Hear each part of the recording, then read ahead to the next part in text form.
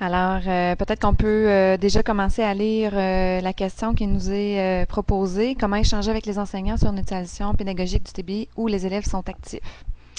Très intéressant. Alors, oui. Oui, ok, Peut-être pour vas-y, dire, je peux Alexandre. vous lancer une idée en commençant, peut-être sur notre expérience, parce que nous, en tant que national, on donne pas de formation technique. Nous, c'est de l'accompagnement et tout ça. Puis celle qu'on a testée là, à date, on a essayé de vraiment d'essayer de viser un niveau pédagogique plus avancé. Et puis on s'est vraiment cassé la tête sur justement sur les techniques. Là, beaucoup de profs, même avec une formation là, décrite comme avancée sur le plan pédagogique, on va s'interroger sur comment ça fonctionne, qu'est-ce qu'on peut faire avec ça. Là. Les premières questions qu'on avait, c'était hey, comment j'oriente mon tableau, des affaires comme ça. Donc, une question aussi de savoir est-ce que beaucoup d'enseignants ont assez d'expérience d'avoir manipulé l'objet pour commencer à vraiment à passer à la prochaine étape peut-être. Là. C'est ce que j'ai indiqué, dans le fond, pour ma part, à notre CS, si je peux partager un petit peu comment on fonctionne au niveau de nos formations. Est-ce que tout le monde m'entend bien? Oui. Donc, effectivement, comme tu l'as dit, Alexandre, je pense qu'au départ, il faut partir de la base. C'est pas tous les enseignants qui sont habitués, qui intègrent déjà la technologie dans leur classe. Alors, on a toujours effectivement une première formation qui est davantage générale sur l'outil. Par contre, on a toujours notre discours pédagogique sur le potentiel pédagogique de cet outil-là dans la classe, qu'est-ce que ça apporte. Et plus les formations vont avancer, finalement, la troisième formation, comme je l'ai mentionné ici, 3 formations, la troisième formation, ça sera vraiment sur la vision pédagogique, puis l'intégration que devrait avoir cet outil-là dans la classe pour être bénéfique sur l'apprentissage des élèves. Les ressources disponibles à notre commission scolaire, donc dans notre milieu, prennent une place importante, dans le sens qu'on ne veut pas nécessairement que les enseignants s'encarcanent dans le logiciel de création de leçons interactives. Pour notre part, on a 2 technologies, donc on a Smart et Epson. Alors déjà, on vit ce problème là de partage de documents, même la commission scolaire. Alors, on essaie d'avoir le discours de ne pas passer des heures et des heures à planifier et à préparer, mais bien justement de partir de la plage blanche pour construire avec les élèves, puis exploiter les différentes ressources à leur disposition, ne serait-ce que nous avons accès à Universalis, une encyclopédie en ligne et du média pour les simulations. Donc, vraiment tout le matériel là, qui leur est offert pour qu'ils puissent faire des liens finalement avec leur enseignement. Alors, on est rendu là, nous, à notre commission scolaire Seigneur des Mille-Îles. Avancer un petit peu. Disons que c'est sûr que une première formation avec les enseignants, souvent on est plus en mode exploration. Je dirais que c'est plus dans une deuxième ou une troisième formation où il y a déjà eu un confort, une exploration des outils. Et là, on travaille plus à partir de besoins d'enseignement et je dirais, même quand on travaille avec faire travailler à l'image qu'on souhaiterait qu'ils travaillent avec les élèves, dans le sens que quand je suis avec un petit groupe d'enseignants et qu'on travaille autour d'une notion et on part d'une page blanche justement et qu'on construit avec eux, et ça, euh, comment dire, ça donne, en tout cas moi dans les formations plus avancées, je partais plus de besoins un peu comme Steve l'a démontré tantôt, d'une notion à travailler avec les élèves et on part on part avec ça et on construit avec eux, là, on construit l'activité avec eux, tout en faisant pas une activité complètement réalisée, là, toute traduite. C'est un petit peu comment dire, où, où j'en suis là.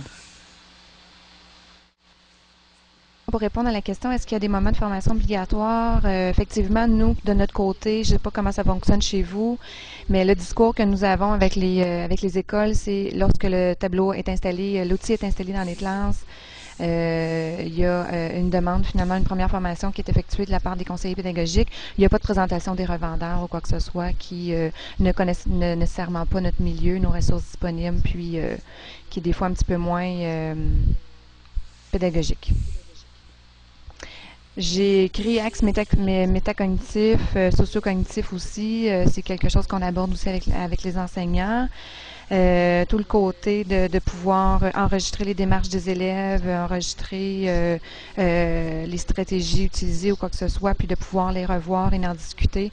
Ça, c'est un côté important pour nous. Sociaux, on en parlait tantôt au niveau des ateliers rotatifs où des petites équipes, surtout aux primaires, peuvent vraiment venir organiser leurs idées au tableau, puis discuter, échanger, puis par la suite défendre leur point de vue à la classe, quoi que ce soit.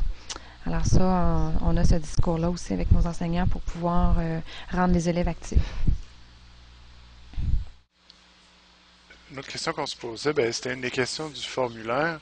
Justement, quand il arrive un moment où, bon, le débroussaillage est fait, on a réglé la question des pitons, là.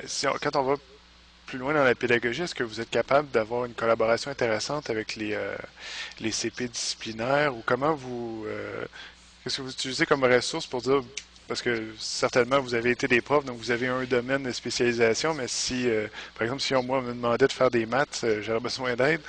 Comment ça fonctionne si vous avez, par exemple, quelqu'un vous avez avec des besoins très disciplinaires, didactiques, puis besoin d'aide sur la TBI, qu'est-ce que vous avez comme ressource ou comment vous avez procédé jusqu'à date? Disons que moi j'ai eu à donner, façon de parler, à donner 2 formations à mes collègues pour, comment dire, les sensibiliser à cet outil-là. Dans un premier temps, ça a été une formation vraiment de sensibilisation. Dans un deuxième temps, on est allé un petit peu plus loin, mais je dirais qu'il y a encore du travail à faire pour aller chercher leur collaboration, là. C'est pas qu'ils veulent pas, mais je pense aussi ils ont aussi plein d'autres choses, mais disons que je dirais qu'ils sont invités je vais devoir à collaborer avec eux et même avoir leur support, leur soutien, là. Parce qu'effectivement, comme tu disais, il y a des côtés pointus où j'aurais besoin, moi, de travailler avec eux ou d'avoir. C'est sûr qu'il y a des ressources externes, il y a des enseignants en mathématiques. Exemple, tu donnais l'exemple en mathématiques. Bon, dans notre région, on a une ressource en mathématiques en lien avec le TBI qui vient donner de la formation quand c'est plus pointu. Mais il reste que dans les autres domaines, je pense qu'il y a une collaboration là, à entretenir.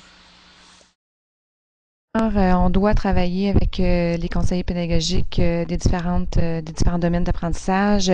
Nous, à notre commission scolaire, effectivement, on n'a pas la collaboration de tous, mais on a quand même rencontré quelques-uns qui étaient intéressés finalement à intégrer cet outil-là dans leur formation. Alors, une première rencontre avec ces conseillères pédagogiques-là pour faire des liens avec leur domaine d'apprentissage, puis pouvoir l'année prochaine travailler davantage ensemble au niveau pour accompagner les enseignants. Ce qu'on aimerait également l'an prochain introduire, ce serait des genres de cafés pédagogiques où on pourrait suivre finalement un groupe d'enseignants plusieurs fois dans l'année, en tout cas si c'est possible, puis vraiment réfléchir ensemble sur les pratiques pédagogiques. J'ai réalisé une vidéo récemment qui est pas en ligne encore avec des enseignantes. Donc, il y en a une, c'est tout récent, l'installation du matériel. Il y en a d'autres, ça faisait 2-3 ans qu'ils l'avaient dans leur classe. Et c'est vraiment intéressant de juste discuter et dire par quelle démarche, quelle réflexion t'as passé depuis le début du premier jour jusqu'à aujourd'hui. Et c'est intéressant de les entendre de dire, j'en reviens pas au début comment je l'utilisais comme outil de projection et comment je suis revenue à l'enseignement magistral, mais c'était pas du tout comme ça que j'enseignais et que maintenant, je me suis approprié de l'outil, je suis à l'aise avec cet outil-là et là maintenant, je l'utilise vraiment comme outil d'apprentissage pour telle raison, puis comment elle l'intègre dans leur classe. Alors d'avoir une espèce de café pédagogique comme ça à notre commission scolaire où les enseignants pourraient prendre conscience puis réfléchir sur leurs pratiques en classe. Alors on aimerait introduire ça. Juste pour porter un commentaire par rapport à la question d'Alexandre, effectivement, l'équipe du ministère qui va se charger de la formation s'enligne pour être du côté pédagogique, de ce que j'en sais. J'ai eu des petites informations en ce sens, mais il n'y a rien de confirmé au détail exact là, de ce qu'ils vont donner comme type de formation. C'est ça. C'est juste ça pour l'instant. Donc, je sais que les compagnies aussi vont être appelées, les compagnies, les vendeurs vont être appelés à donner la formation de base, au moins sur le technique de l'équipement. Peut-être que les récits vont être appelés à collaborer, à donner la formation entre les deux. Donc, le début de la pédagogie et la fin, l'avancée de la formation technique et des outils. J'ai aucune idée de comment ça va se concrétiser, mais ce que j'en sais jusqu'à présent.